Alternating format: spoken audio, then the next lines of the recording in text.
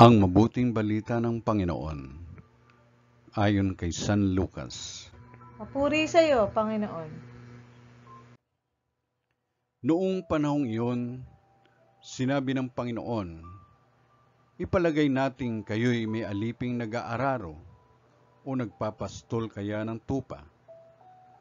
Pagkagaling niya sa bukid, sasabihin ba ninyo sa kanya, halika at nang makakain ka na? Hindi. Sa halip ay ganito ang sinasabi ninyo, ipaghanda mo ako ng hapunan, magbihis ka at silbihan mo ako habang ako'y kumakain. Kumain ka pagkakain ko. Pinasasalamatan ba ang alipin dahil sa ginawa niya ang inuutos sa kanya? Gayon din naman kayo. Kapag nagawa na ninyo ang lahat ng inuutos sa inyo, sabihin ninyo, kami mga aliping walang kabuluhan.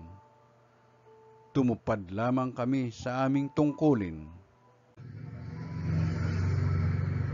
Ang mabuting balita ng Panginoon. Pinupuri ka namin, Panginoong Jesucristo.